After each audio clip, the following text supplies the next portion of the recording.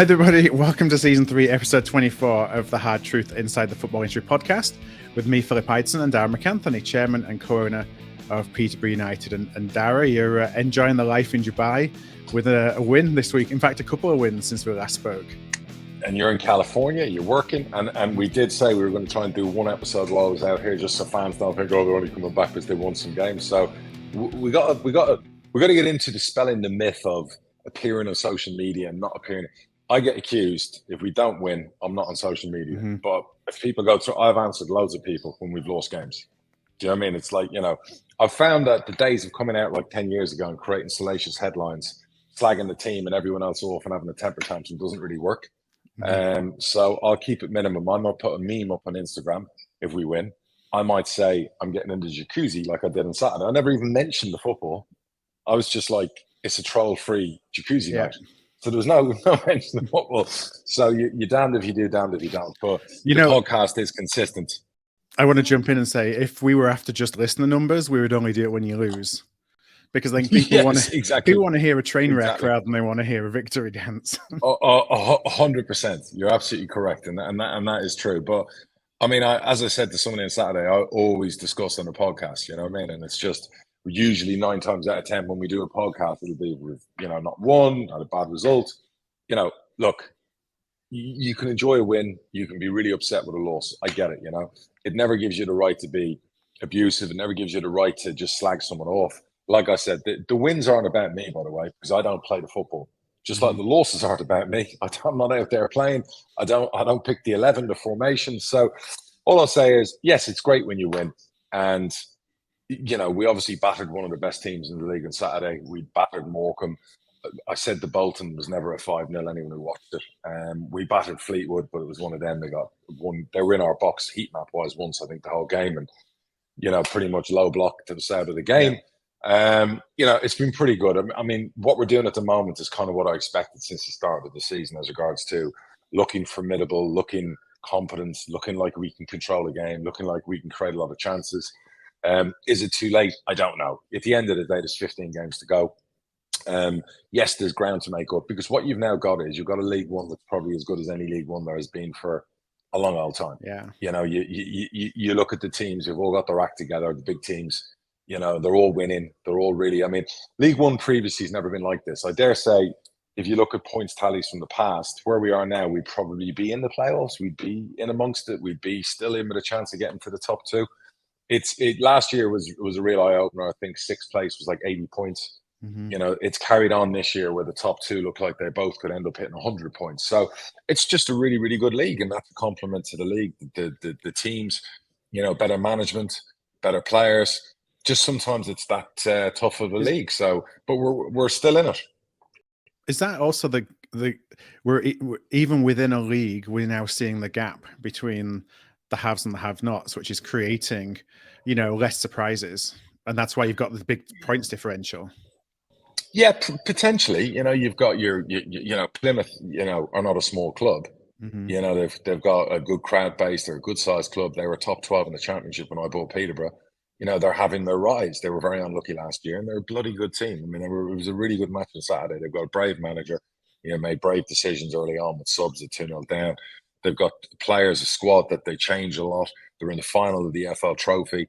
They deserve to be where they are. And it was a hell of a game. And they would argue probably, 5-2. But we missed a lot of chances. They created a lot of chances. Mm-hmm. They play a nice brand of football. They're one of the big clubs in League One. Then you've got Ipswich, the biggest spenders in the league. Massive club, big crowd base. You've then got Derby who've come down and got a new owner. Barnsley are absolutely flying under their manager. They're just on fire. Does that last the whole season? I don't know. Maybe potentially. They battered Derby on Saturday. You got Bolton who are Bolton. I've had a couple of, years that have been rough on them, are now on their way back up. And as we saw against us, good team. And have I missed anyone in that top 6? Shrewsbury are absolutely on fire. Yeah. Have I missed anyone?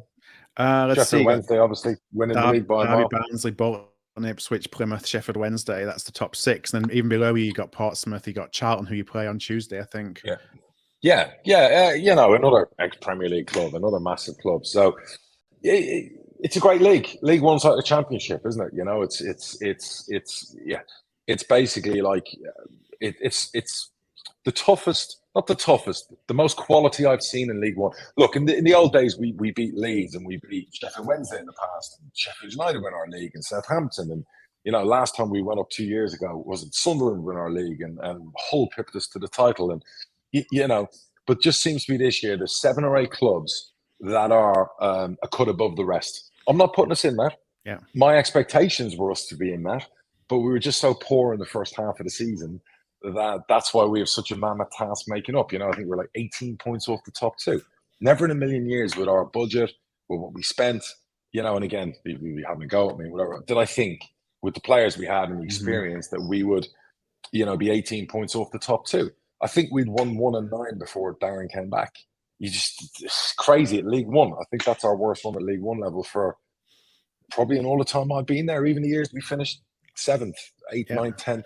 I don't, 1 win and 9, maybe Graham Wesley years towards the end were probably not bad, but it's a hell of a league. And people get excited. I don't get overly excited hammering Plymouth, whatever else, because again, if you're not on it, you could have issues. We've got another tough one in Charlton. We're going to win that. Then we're going to go to Sheffield Wednesday. We're unbeaten in 20 odd games.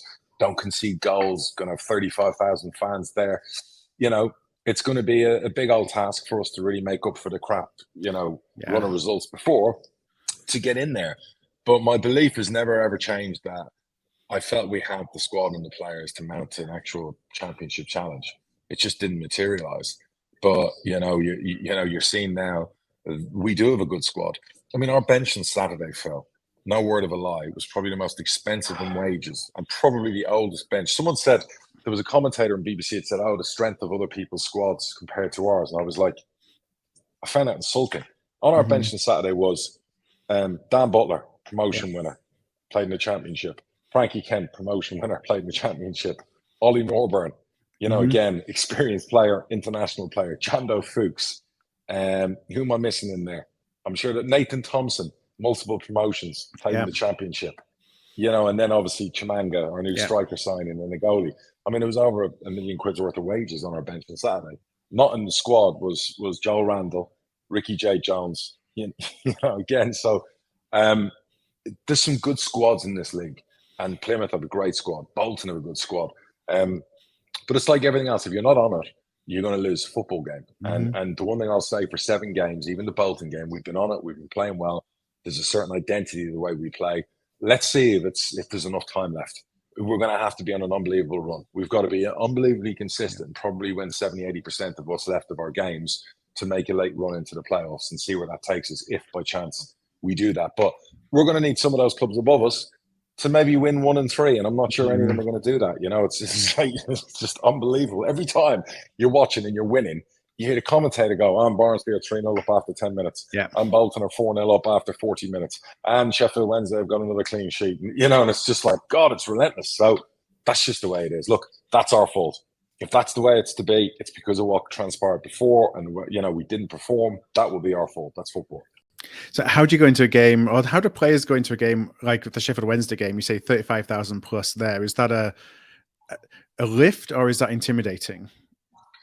Well, you have to win against Charlton, and then you have to go into that game. And it's, I almost said to the manager before the Plymouth game, it's win or go home. Yeah.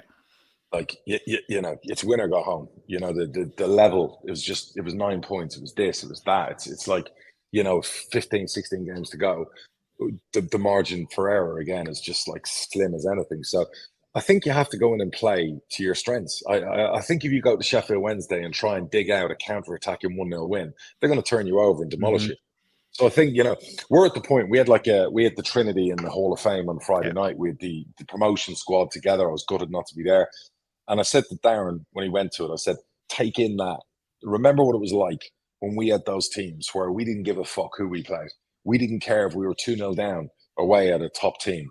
We had goals all over our team. And we didn't care if we won 5-3, 6-4, 7-3, 3-2, 4-3. Those were the scores. That's what stood us out against everyone else and put fear into other teams because we could score goals. Well, guess what? On Saturday, that was a retro scoreline, 5-2. That was like posh from 12 years ago. And our strength is in attack. Like, we've got good defenders, but we haven't defended well this season enough. But we have good defenders, but our strength is in attack. If we're going to go and try and get clean sheets and win games that way, we got no chance. So I always go at this stage in the season, play to your strengths. And as much as people worried about goals in our team and chances per, we're one of the top 3 teams in League One for chances created. Yeah. You know, now we have to deliver on that. And with our attacking threats and whatever else, we have goals all over our team. So let's worry about scoring more goals than the opposition. Because if you go to a Sheffield Wednesday or play a Charlton or play whatever, and you're worried about them and worried about clean sheets and worried, forget it. It's the wrong mindset. And I think at this stage in the season, it's you go hell for leather. It's all or nothing. And you got to play every game like that. You can't leave anything out there. Hence why you lose 5-0 to Bolton when they had 16 chances and you had 16 shots. That's just what's going to happen. I'd rather that than go and lose 1-0 to a Fleetwood. Yeah. I'd rather go and give it everything. Like Fleetwood, they had a low block. They stopped. We didn't create any real great chances. Against Bolton, we did. And I kind of knew after Bolton, it was funny to say, I said it to my missus, we could have battered someone today. We actually created so many. We could have, and we get Plymouth. And again, we're on so we need to be like that, but not getting carried away. I'll leave it to the lads. Look, the club's in a good place because the 18s have won 6 in a row. Yeah. The 21s are winning games consistently. They won 5-0 last week against Birmingham. The youth levels are all doing really well. Our younger players have come back from loan spells and they're looking real players, So, that for me, forget about results in League One. Great, brilliant. Let's keep that up. It's what's happening behind the scenes. To see the 18s win 6 in a row at the level they're now playing at and some of the teams they're beating is just incredible. So, and the women's football team again. I was going to give a shout out to the women's team. No, they're overachieving, what I mean, compared to like budgets and everything else. What Bobby, and Dan are doing with the 18s and the ladies and whatever else. I'm very proud of them, like they're doing just magnificent. And they, because of the financial differences, what I mean? The budget's not there. But they're forcing our hand and going, look at us, we're ready to go. Mm-hmm. So Bobby's sending me a 3- and 5-year plan the other day based on how do we go up the leagues, how do we improve this? Because I want to give them a fighting chance. The dream in the future is, can they sustain and play at our ground and bring in the income that would put the expense of doing that up? And absolutely, that's something that's not going to happen this year, next year. But as you grow and grow, right now they're playing on a non-league ground and get 500 fans. We can get that 3-4 times that. And bring in the sponsorship and the money, well, then they're getting close, and then they can pay their own way and they can use our ground on a Sunday. So they're all the things. So those things are really, really, making me smile. And I guess there's just a real feel-good factor around the club. This isn't about, Darren Ferguson. Darren's here at the end of the season. It's what we want. It's what he wants. But the one thing he's very good at is he's very good at not just picking a team on a Saturday and going out and trying to win games. He's good around the place. He's good with the staff. He's good with people behind the scenes. He's good with the youth academy. He's good with the 21s. He's, you won't find a miserable face or a bad word for anyone behind the scenes about him because he's very good at that. You know what I mean? And that's why I'm always grateful. When I wanted him back was like, we need 6 months of that. Yes, I can go and try the shiny new thing, but they're going to be distracted and they're not going to look at everything else at the club. They're just going to be first team driven. Whereas he's an experienced guy and he's like, I can do this. And I can do this, and that's what's really important. I've just come off the phone with him just now, actually. So all good. We're going to lose games, of course we are, but we want to win the majority of the games left. That's the only chance we have. And like I said, it's win or go home most of the time. We haven't had one of those runs yet this season, so I guess the hope is that there's one of those runs in you. And if there is one of those runs in you, then this is the time. If we do, by some chance, go on one of those runs, you have to like what we're about, because the squad we have, if they run into prime form, you'd have to, no matter who we play, and there'll be teams looking at the result on Saturday, finally going, they're living up to what we usually say. I've heard managers forever and early in the season go, oh, Peterborough, great attack, great this, great whatever else, and then we go and lose 1-0, or we don't have a shot all game or whatever else, and it's just like you feel like a fraud. They're building you up to be this thing that you're not, because you're not actually delivering on it. Whereas now, there is genuine, when somebody says, Jesus, they've got goals in them, they're a dangerous prospect, they're a good team, you genuinely now believe them instead of thinking they're giving you lip service, which I felt they were doing earlier in the season, So, it's a fascinating league. It really is, and let's see. But finally, we're starting to show our teeth. There's a lot of players who are playing their best football, coming into the team, making a difference. The squad are being used. The subs are being effective. All of those, like Darren said, 3 key things. Can you get the away record going? I think he's won 3 out of 4 away from home. Should have beaten Fleetwood. Can we beat some of the top tier teams in the league? We've just done Plymouth, who are one of the best teams in the league. The next thing is, can you come from behind and win consistently?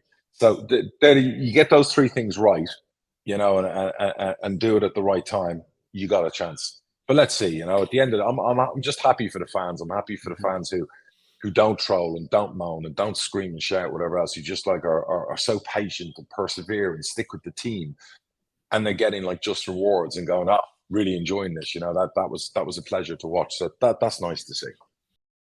Well, let's just stick in League One for a little bit, because we talked obviously about a few of the teams in there and just managerial changes. So Gareth Ainsworth leaving Wycombe for QPR. And I guess when you look at Gareth's history, it may not be a surprise, but it's still a surprise given that he's been at Wycombe for so long for him to leave. I don't think he would have left for any other club. I know, in fairness, one of the Wycombe owners reached out to me on Twitter. I mean, they're the good guys, the 2 guys there, and I think he was so comfortable there, and he's been there for like 10 years. And they're a bloody good team this season. Again, people forget, like, the last 3 years, promotion, relegation by the skin of their teeth when they came good late, and then going to Wembley again last year. I don't think people are giving them enough credit. And I know Wycombe fans love to have a go at me. There was a thing on one of their programs recently about doing the double over Peterborough. And we talk about the vote and all of that. But I can be a person when I do a podcast who's not about hatred or memories or what you did 3 years ago or what I think or whatever else. I can say, good owners. Ainsworth's done a really good job there. And I think the only job he would have left for, bar a Premier League miracle offering him millions, would have been QPR because of his history with QPR. Yeah. So it'll be fascinating. And then they've gone straight away and got the former player from Colchester who's doing well there. So that was a good fix for them. It'll be interesting to see how that affects them, because they were one of my dark horses, because they beat us 3-0. They're experienced, they're big, they're strong, they're physical, they know how to win games. It'll be interesting to see how that transition is now with the new manager. If he's an Ainsworth disciple because he played for him so long, and how he takes it upon. I'd be interested to see how QPR give the patience to him, because he has a certain style of football, a certain way.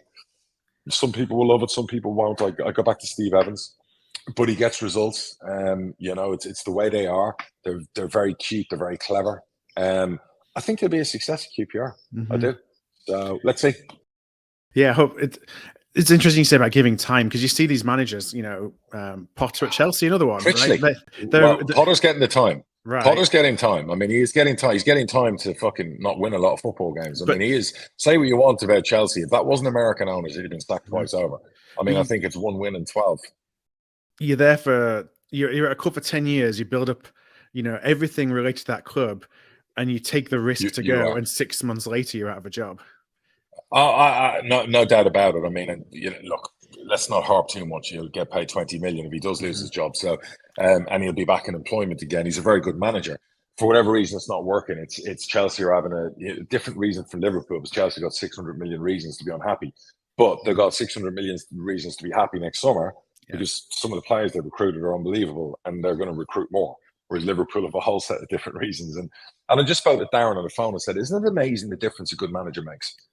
Man United a year ago, Liverpool were battering them 5-0. Yeah.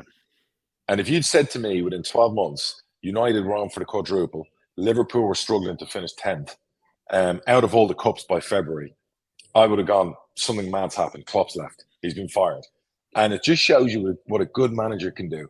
Man United basically have got, the big difference in their team has been, Martinez and Casemiro getting rid of your Pogbas, your Ronaldos, your Jesse Lingards, the characters he's brought in, and he's only and getting the best out of Rashford.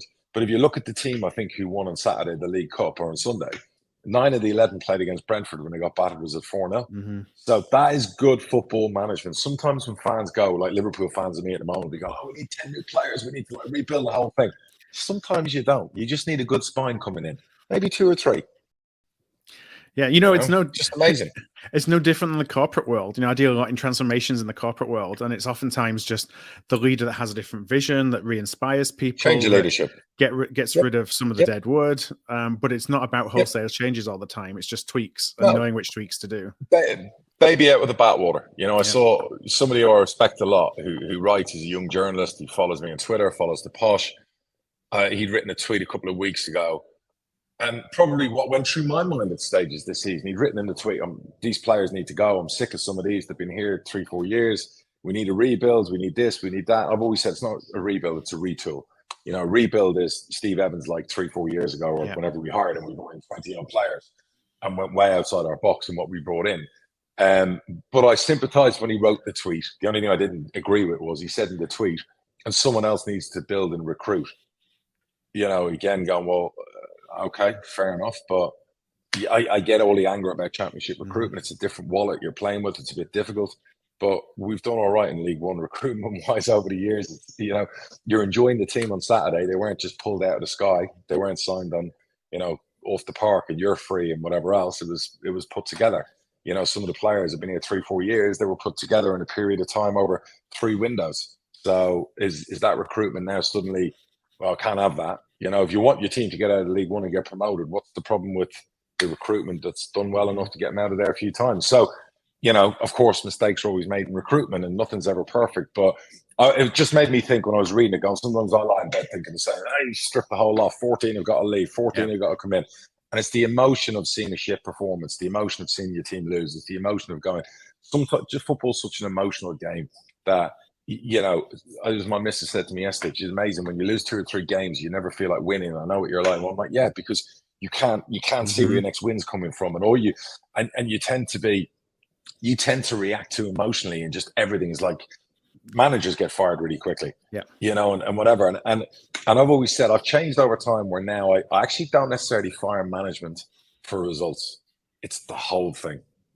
It's the whole thing. And I haven't sacked a lot of managers over the last few years. Do you know what I mean? It's and if I have, it's not just about results. It's the whole thing, you know. So look, at the end of the day, a lot of people have lost their jobs. I mean, I didn't even know Neil Critchley had the QPR job. That's how out of touch I was with everything going on at Posh. I hadn't even realised he'd gone from Villa to there, and then lasted 10 minutes. And I always rated Neil Critchley. Yeah. But and some people would say, why do you leave Blackpool? Because when you're in the industry, it's not just about success, it's also about ambition, and it's also about family and money. Yeah. If you're in any job and you're in procurement and somebody comes to you tomorrow and says, Phil, you run your own company and you earn 200 grand a year, 300 grand a year, but we want you to step up and we want to pay you £1 million a year. You're going to do it, right? You're going to leave your own company. You're going to say goodbye. You're going to take the paycheck. Because at the end of the day, family and all those things that go with family, you need to pay the bills. Because everyone has a price. I have a price. You have a price. Everybody has a price. It's the same in football.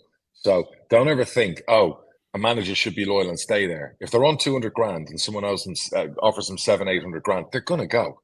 So that's just football. There's no loyalty either way. Forget about it. Sometimes it's just about the price.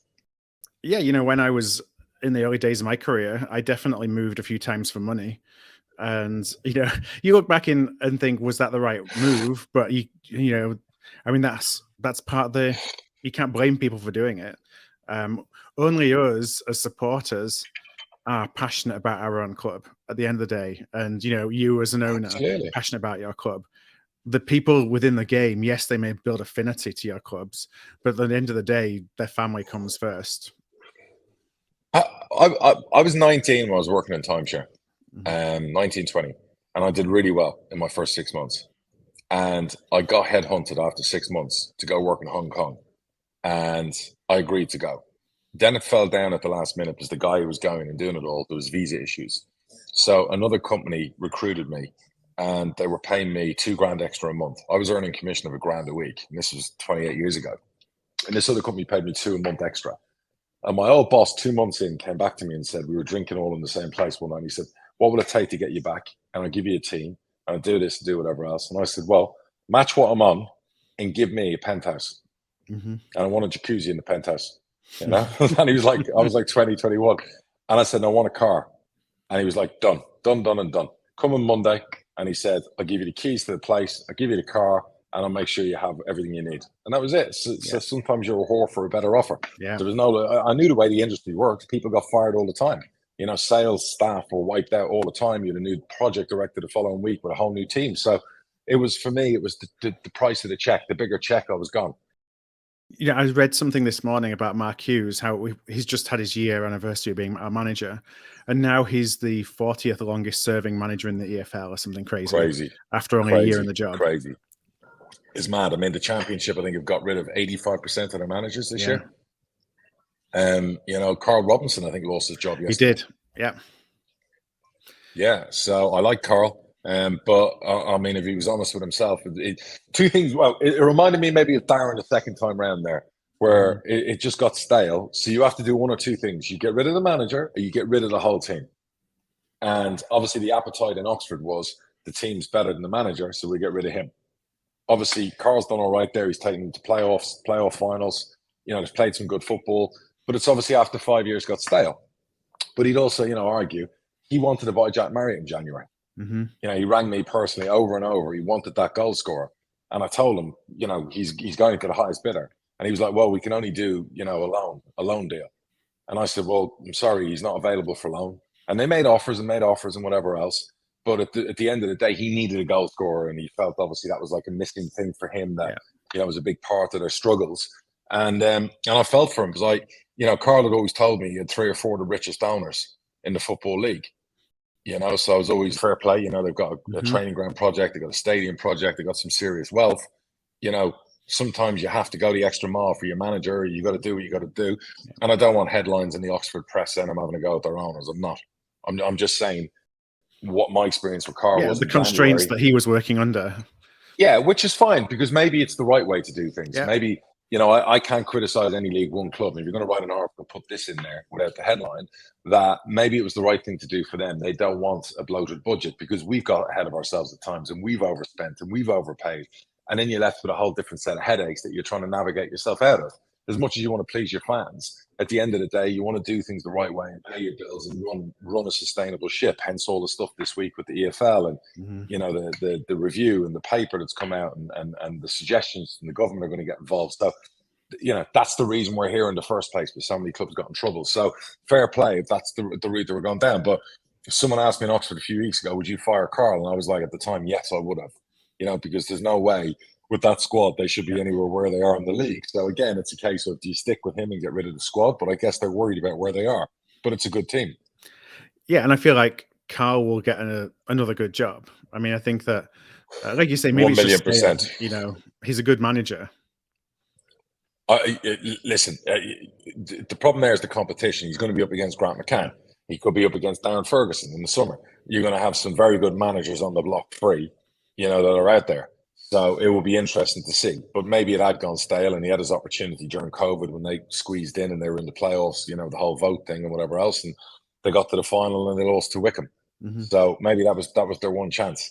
But overall, I think he's done a pretty good job there and he's generated some good player transfer sales for them as a club. They've done like a bit of a Peterborough, you know, some of the business they've done. So listen, they won't be short of an application. It's a hell of a club, a hell of a proposition. It'll be interesting. And they got wealthy owners. So let's see. Well, let's move on to Bradford. So I texted you right after, didn't I? The old win double. Win double. We've got 15 more of them. We've had too few of those this season, haven't we? Yeah. We need more of them. Yeah, go Bantams. It goes from the ridiculous of losing at home 1-0 to Barrow, where I saw it and I was like, "That's a terrible result." I was I didn't want to text you. I was like, "That's it." You know, was it 19,000 people or whatever it was? That's a terrible result. That's one of the ones where you shut the laptop as soon as the full-time whistle goes. And you want to forget it. But you know, we had I don't have the stats in front of me, so off memory, I think it was something like 72 or 78% possession. We had something like 690 passes. You know, higher than any of the Premier League teams on the day, and we didn't have one shot on goal. We've had days like that. You'd still be playing now and not scoring that game. We wouldn't have even shot. The football gods. The football gods are like that, you know. I said it against Bolton. We had 16 shots. And I swear, we'd still be playing Bolton now, and probably have 50 shots and not score. So just sometimes football's like that. It throws it up. But listen, forget the negative. You're right on there. What a win that was on Saturday. I mean, that was a proper win. Away, 4,000 travelling fans. You know, what was it? 1-0. 1-0. Proper, you're a bit of a 1-0 team, bit of a George Graham throwback now with some of the results you get. Well, you know, we got Andy Cook, who's now scored 20, and then our next highest scorer has got 4. So it's not exactly like there's a lot of goals going through that team at the moment. Right. You know, except for Andy Cook. Here's my advice. It's going to be controversial. It's going to create a few headlines. I'm telling you now. if by some chance you don't go up this season, I still think you got a great chance. And Mark Hughes doesn't want to do it in the summer or goes on to another club, whatever.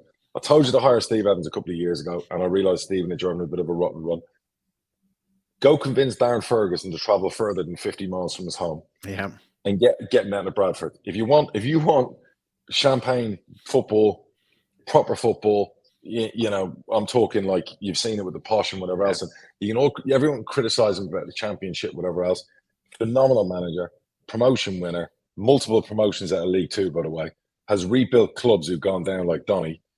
If you want to go break the bank, go offer him a helicopter or hey, only come work 3-4 days a week. But we'll build you a road directly to Valley Parade. Do what you got to do, because obviously he's comfortable. It's where he lives. He's happy.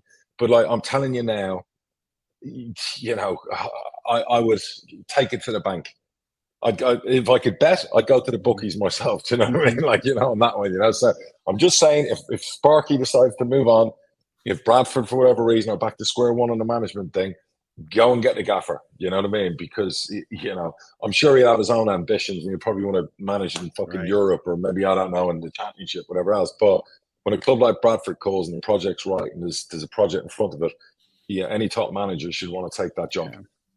So there's a controversial take for you. Yeah. Well, it was a cracking crowd, you know, like you say, 4,000 away fans there.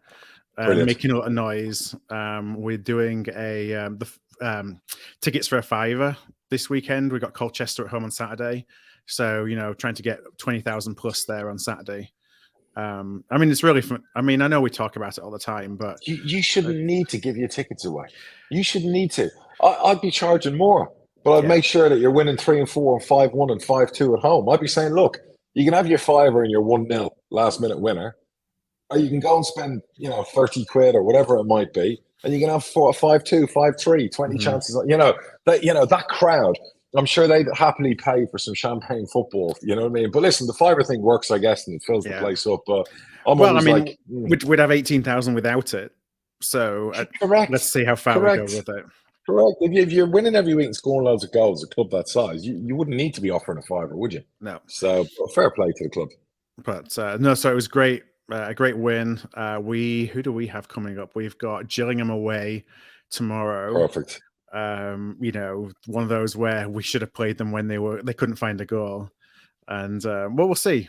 We'll see. We shouldn't be afraid of anybody. So correct. If you want to get out of this league, I said to Darren last week, we were speaking with Plymouth and the build-up and everything else, and everyone was on, and I was like, they've been brilliant, but we're not playing Real Madrid on Saturday. Yeah. You know, at the end of the day, you're not playing Real Madrid. You're playing Gillingham. Yeah. Like, you know, sometimes we get ahead of ourselves and oh my God almighty, we're the biggest team ever. You know, they should be worried about playing Bradford. You know, so look, if you want to get promoted and whatever else, yes, Gillingham have had a revival and they're doing great. Well done to the new owner. But you got to go and beat Gillingham away. Yeah. That's the way it goes. And our away form has been better than our home form. So Colchester's probably the one to worry about more than Gillingham. But we'll see. You know, I think that we've run on a good run of form, Barrow aside. It's still not, you know, playing teams off the park. It's very slow possession based football, which has over relied on Andy Cook. But as long as we keep getting the wins, you know, let's see where that takes us. It's so close in League Two. How far are you off the third place? Let's have a look at the table here. Listen, any Bradford fan should be able to give me that answer straight away. Yeah. After every win, you should be looking at third. I'm going to say, I'm going to give it the Darrett answer. Well, I don't look at the league table.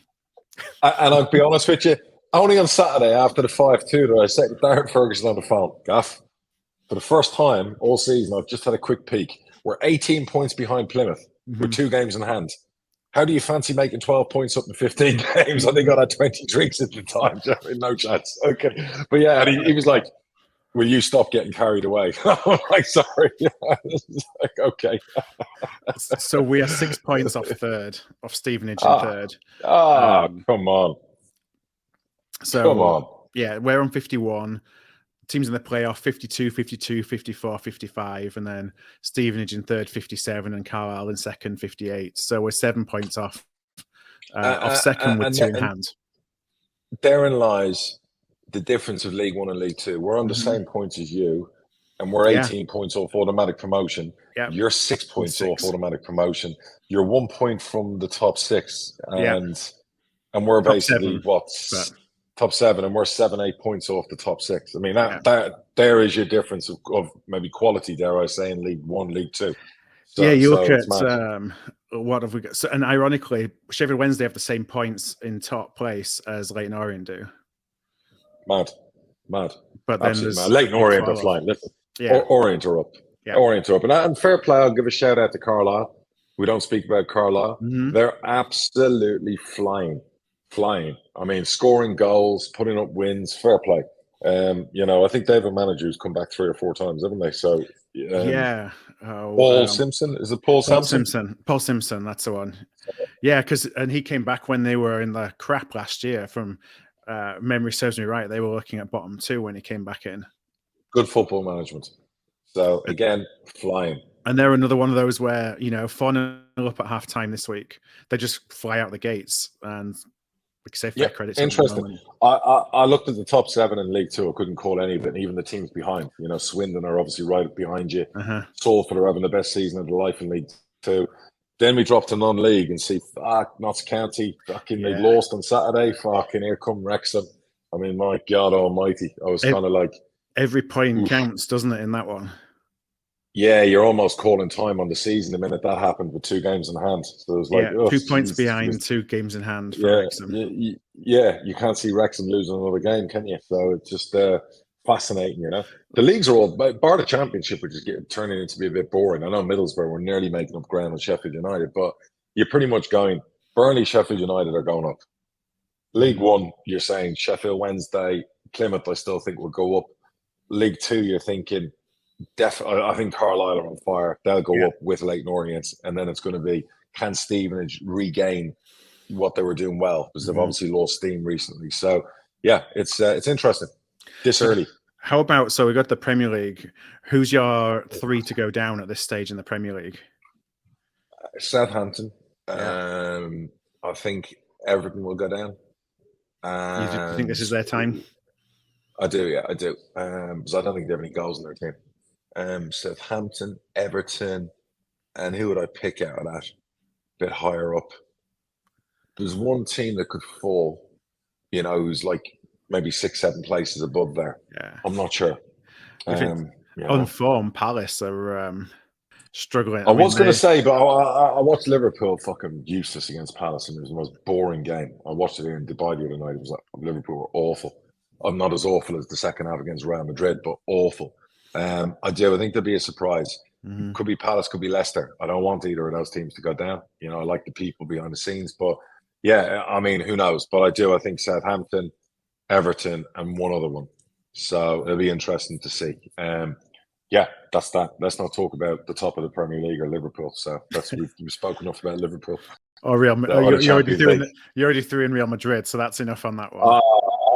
You asked my missus at 2-0. I was proclaiming we were back, and we were like, and then I was saying, how far are we from Arsenal in the Premier League? It was just like, no, don't even start. You know what I mean? I was just like, oh God Almighty, Joe Gomez, God bless him. Oh jeez, don't even get started about Liverpool. Yeah, bigger conversation for another day. Have you been reading about Rafa Benitez supposedly being lined up should West Ham decide to sack David Moyes? They won't sack David Moyes, and rightly so. I mean, they won 4-0 the other day, and at this stage of the season, West Ham are far too good. Look, they've underachieved. They've been crap this season, but they are far better. They won't go down. David Moyes is a proper manager. Will they change him in the summer? I don't know, but I something tells me they're going to go on a winning run. They would, no. And Rafa Benitez would be the last person you need to come in. Yeah, be like watching paint dry. I know that David Moyes feels to be one of those where they're just having a bad season. He's not. He's done a lot of good for them. I'm not sure. You've let him loose they've let the kid loose with a checkbook in the sweet shop, and they've gone out and they've spent a lot of money. And sometimes again, a great advert for. It's not always about spending money. Yeah, because they were brilliant last year, and then they go and spend 157 million, and they're absolutely crap this year. But look, God bless David Gold passed away recently, so we got close affiliation with West Ham. Yeah, Sullivan gets a lot of criticism and whatever in his family. They shouldn't. they've overachieved. They've done really well. They're having a down season. I think they'll be fine. When all is said and done, 4 or 5 wins and West Ham are 12th. So, I wouldn't be losing sleep. And hopefully the players they brought in this year will then next year, Danny Ings, for example, that's a good owner. West Ham were struggling for goals. They wrote a check for Danny Ings, whatever it was, 14, 15 million. I think Southampton, other teams wanted to buy him. And he scored 2 of the goals in the 4-0 win. They go and buy a proven Premier League goal scorer. I think they'll win 4 or 5 games and they'll just go bang. They'll be fine. And I'm not sure if I'm going to pronounce this correctly. Javi Gracia, Leeds, appointed the Leeds boss, which was a bit of a surprise. Good call. I liked him at Watford. I think he was unlucky there to lose his job. Good manager. I think he'll get Leeds. I like the squad of Leeds. I like the players. I've always said that. Underachieved massively. Jesse March wasn't good. I think they'll do okay. I think, unlike others, I think Leeds do have some explosiveness in their team. Goals wise, and I think they recruited pretty well. I actually think Southampton recruited pretty well, but it's too late. So I fancy Leeds to be fine as well. Interesting. If I could pick one, that would be mine of the 3 to go down, but that's just our rivalry. I get it. Don't be causing enemies for the podcast. I'll be getting English Rob on Twitter having to go at me now, but listen, you and English Rob will never fall out as long as you can have that joint hatred for Ron DeSantos. I was nearly going to buy you. I rang up Newhall and I said, hey, how much will it cost to get my mate back to California? He's fucking bitching and moaning on Twitter about the great state of Florida. And they said, Mr. McAnthony, we will give it to you for free. It's actually really, really cheap going back that way. It's actually U-Haul from California to Florida is like 10 grand. Because everyone's coming out here. There's so many Californians. I think you lost 700,000 people last year and we had 800,000 the other way. And I said that, and they said, so we'll happily give Mr. Anderson, we'll give him a free truck. It's not a problem. We need to relocate the truck back to California. So anyway, but listen, English Rob will be fine. He'll be fine. All right, don't worry. You two will be fine. So talking to the States, MLS kicked off this week, which Apple's interested. Yeah. We went to the Orlando game on Saturday. Right. What was it like? It was a really good atmosphere, actually. Our youngest wore his posh kit. So hey, good man. We had some folks coming and that caused a little bit of a stir of people. I like it. So he was representing. I like it. We had one in his city gear and one in his posh gear. Hey, do you know what? There's nothing wrong with supporting it. As long as we're in different leagues, you know what I mean? That's where it can become a bit tough. But I like that, you know what I mean? Tell them well done from me. I mean, I'm reading about it in The Athletic today, really good article. Obviously, Apple paid $2.5 billion for the 10-year deal. Yeah. And they took a lot of the ESPN journalists across, and the Apple coverage is getting great grading. They've put it together a really good package. They've made the games at the same time. You know, I don't know if you've signed up for the package, but you can watch every game basically. We got season tickets this year, and we got it as part of the season ticket package. So actually, what was really good for us was in the ground. You can basically watch it on your phone while you're in the ground. So when there was replays, and I'm showing the kids are kind of wondering what happened, so I'm able to bring out the coverage on Apple TV, very good, show them on the phone what happened and how it happened and stuff, and that was really great. How are we friends and podcast partners? You're a bleeding heart liberal. You're a Democrat. You're pretty much from California, even though you're obviously the UK and Michigan and everything else. You hate all the politicians I love. And now you're going to the one place I fucking hate. I know, right? Fucking me over a deal to buy a football club. I mean, what on earth? It just shows. I'm a forgiving guy. It just shows that you don't need to like all the same things. But it is a different ownership now. So I guess you want stage removed. It is and it isn't. I know 20% still owned by the previous guys. Yeah. So it is and it isn't. Yes, you're absolutely correct. And the Brazilian guy who owns it or whatever else, he lives next door to me in Harvard. So, fair play to them, But look, it is what it is. I'll never watch them. I'll never support them. But that's just me. But that's because, personal, whatever. So yeah. Well, I wouldn't say I support them, but I want the kids to experience live football. You've got season tickets. Of course you fucking support them. You've got season tickets. It's funny, because Henry, our producer, to his credit, it was featured in the New Yorker this week talking about it. I saw it. You put it up on Twitter and whatever else. Yeah. Listen, you can tell fucking H from me. You can kiss my ass. All right. Because obviously I got him boardroom tickets for the Bolton game because he's a Bolton fan. So he sat in the director's box, didn't he? Hobnobbing for the Bolton game. He had the audacity to actually email me a thank you after winning 5-0. I was like, could you not wait 48 hours, you cunt? Fair play. But yeah, no. See, because Henry does a lot of YouTube stuff and MLS stuff and everything else now. So he's like, he co-produces an MLS show for the UK fans. So, like I say, for us, I want the kids to see football. Like, there's something different. When they watch it on TV, they can kind of take it or leave it. But when they're actually in the stadium, there's just something about it. Great. No. Listen, you're doing the right thing. I know if you were in Bradford, you'd be going to every game. Do you know what I mean? It'd become part of your religion for your family. So I told, and it's something to do with the weekends. I get it.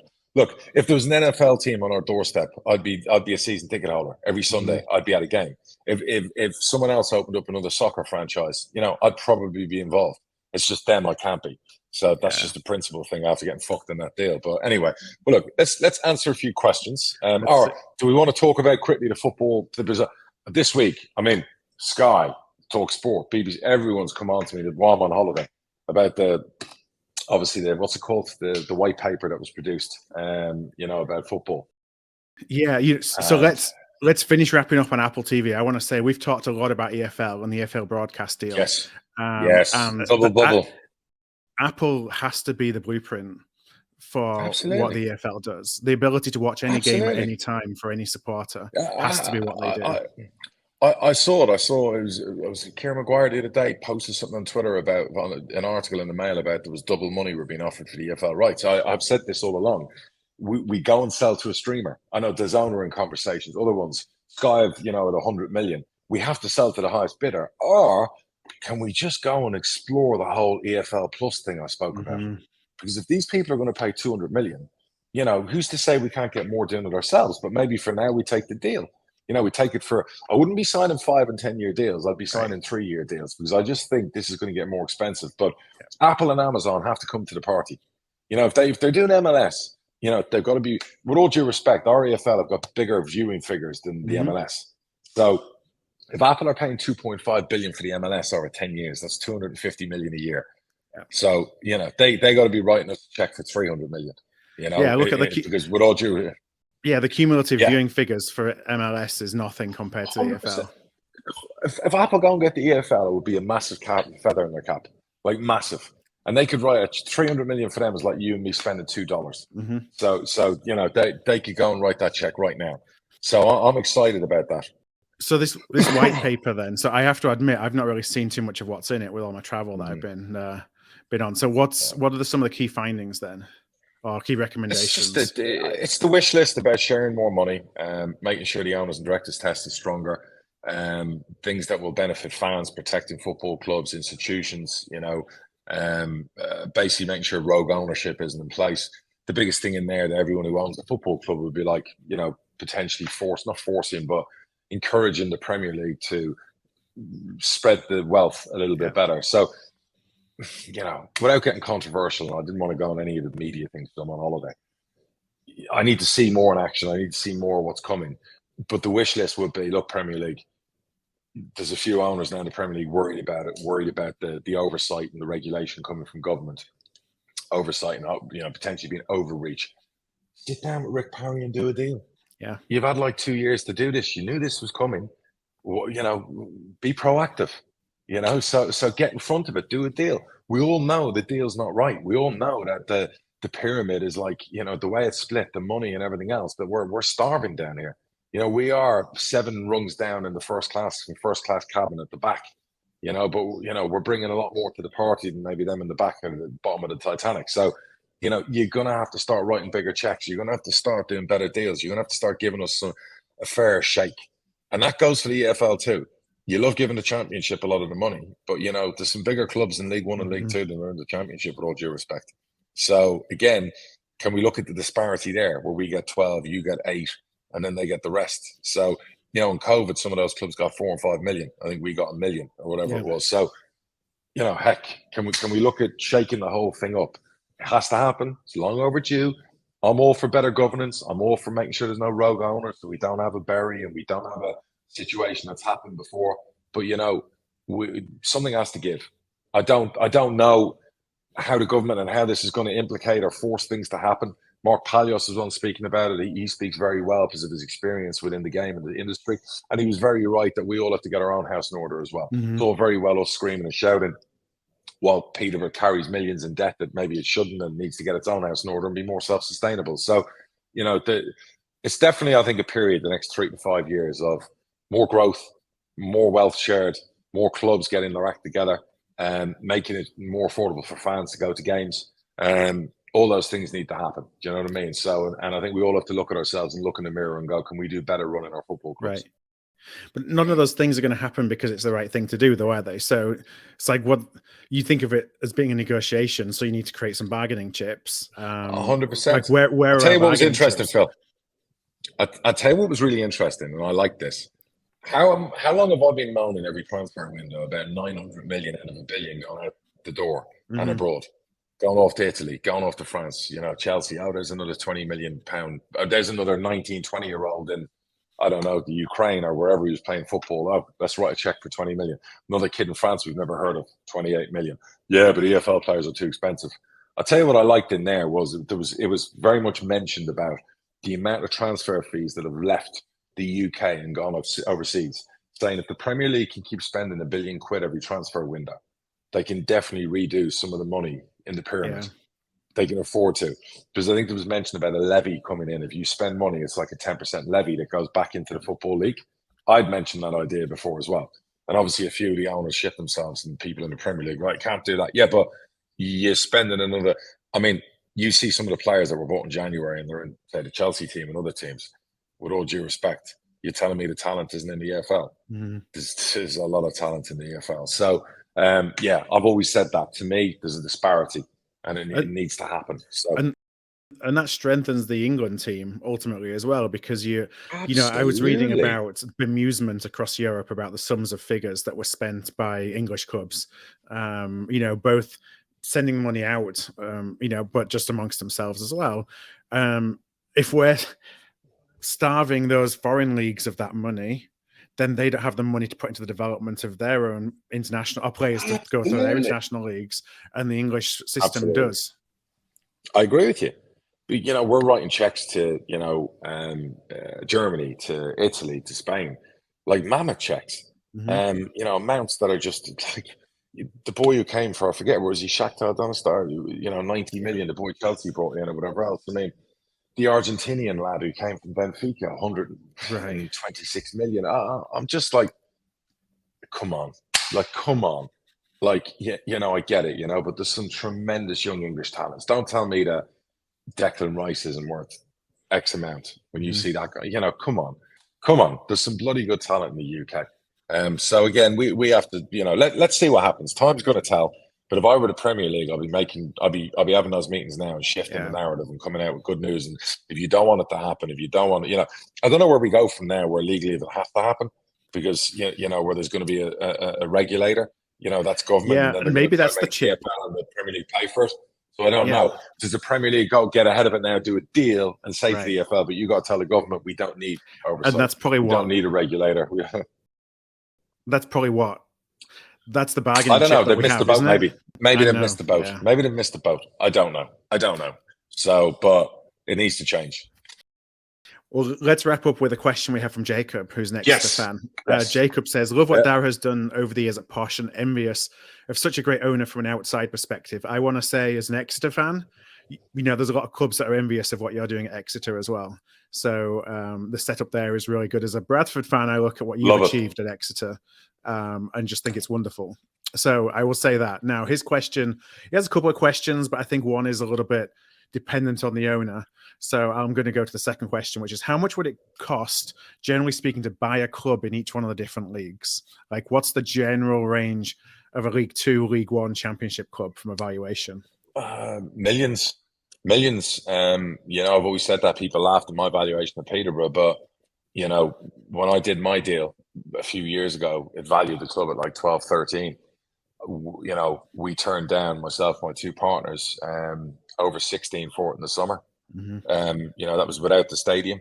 So, Hull went for 25 plus whatever. It just comes down to a specific particular deal. Are you buying a club with no debt? Are you buying a club with loads of debt? I guess your owner at Bradford would value Bradford at 7, 8, 9 million. You're buying a club with no stadium, and the argument would be, how many player assets worth the millions do you have? My argument's always about our valuation is, well, Efren Mason Clark is worth millions, Poku's worth millions, Jack Taylor's worth millions, Ronnie Edwards is worth millions. Ivan Toney gets sold as another 6, 7 million. You can see why I have valuations of the club. Do you know what I mean? So, I don't know. What would you value Bradford at? So, and then you could probably pick up a few League Two clubs. I know some recent deals, they were at the 5 million, 6 million range. Some deals that were done in League Two. I'm not saying Bradford's, 5, 6 million, but I know, like, I want to say the Crawley deal, Gillingham, Gillingham probably a bit more than that. So there's a difference sometimes between valuation, what you're valued at and what somebody's willing to pay. Because you look at the Bradford, for example, and yes, our owner wants 8, 9, 10 million. Is the valuation there? Well, depends how you value the club. If it's there from an asset perspective, no, the club doesn't have that valuation. But if you look at future potential, then I agree with you. Would I give the Bradford owner 8, 9, 10 million? No, you know what I mean? Because I'd be saying, well, what am I getting? Am I getting a training ground? Am I getting a stadium? Am I getting stadium headaches instead? Have I got a squad worth players worth more than what I'm paying? What am I getting? Okay, I'm getting the name. Okay, I'll do a deal. I'll give you some incentives, and that will be over time. And But you're absolutely right. Bradford in the Championship could be worth 3, 4 times that. But that all, not only the football, and forget about Bradford. This could be any club. Yeah. The stadium, the training ground, the academy, all those things. Like Peterborough has a Tier 2 academy. Peterborough has a stadium. Peterborough has a new stadium on the horizon. Do you know what I mean? Yes, we have debt like every other football club, and we'd like to reduce that, but it all depends on the circumstances. Ipswich was bought for a pretty number because, it was a club in good shape with a previous owner who plowed a lot of money in and wasn't going to walk away without getting a sizable check. Now you'd say Ipswich is probably in a better position now because Ashton's done a good job and they've got young assets and players worth money and whatever. You turn around and say, if you go to the Championship, Luton now, they have a new stadium on the horizon. They're top 6 all the time, worth a lot of money. Coventry 6 years ago probably wasn't worth 9, 10 million. Now Coventry, top half Championship team, young players, assets, some good transfer business, good manager. You wouldn't get Coventry for under 25 million. So things change very quickly. Huddersfield 5 years ago, I think when Dean originally sold it for, I don't know, was it 50 million or whatever the deal he did? Now they're struggling. Birmingham, the same thing. So it just depends. At the end of the day, you're not going to pick up well-known clubs for next to nothing. But you can definitely get a League Two club for 4 or 5 million. You could definitely go into non-league and maybe get a previous giant for a lot less. It depends who the owner is. It depends on the financial circumstances of the club. That's what it comes down to. So good question. Interesting question. Exeter's fan-owned. Yeah. So, again, you want to flip the script and do a Wrexham, you got to get all the fans, like at AFC Wimbledon, to vote, agree, and let in private, investment come in who's going to want the majority stake. Because nobody in the right mind is going to plan millions in a club and be a minority stakeholder. They're going to want the majority, right? So it just depends. It's interesting when you're a fan-owned club because you're a fan-owned club for a reason and you get that stability, but you don't necessarily have the financial injection. And so it's the balance of now we've got everything we wanted at being a fan-owned club. But I mean, I think Exeter's a little bit of an exception because of how well they've done under this model. Phenomenal. But if you want more money, you've got to go away from being a fan-owned club. The next challenge for a fan-owned club is, can you get to the Championship? Yeah. Can you get to the champ? Because you got, obviously, you've had your Wimbledon's get to League One, Exeter get to League One. Can they get to the next stage? Can they get to the Championship? Can they stay in the Championship? Can they build? In this industry, without a rich benefactor, with somebody who's going to put money in, it's very difficult to do that. Because an Exeter or Crew or one of these teams who generate brilliant young players can't keep them. They can't keep them. Exeter will have the next batch of players right now in the cycle who are coming to the end of a contract. They won't sign a new one because they want to play higher. And Exeter aren't going to pay them 5, 6, 7 grand a week. So they're going to have to sell them. If they're in the last year or they're running down a contract or they're under 24 now, they're not going to get the big bucks. So it's that balancing act. So you have to give credit to the Exeter manager, the people who run it, Julian at Exeter. They do a phenomenal job. As I've always said, Crew have done, AFC Wimbledon have done. They with what they've got and what they do, you can always be nothing but complimentary towards those clubs. All right, well, let's wrap up there. Hope you enjoy the rest of your time in Dubai and have a good week. I'm about to start drinking. Well, we were just saying before we recorded that you had a couple of wins while you've been in Dubai, so you may have to stay there if you win again on Tuesday. Long may it continue. I'll be here for the next 15 games plus. Enjoy California. Safe travels out there. Knock it dead business-wise. And to all the fans out there, the podcast, thank you for your support. To the trolls, I forgive you. Thank you for your support. I'm only joking. And long may it continue, yeah? All right. Thanks a lot, everybody. We'll see you again soon. Brilliant, guys. Bye.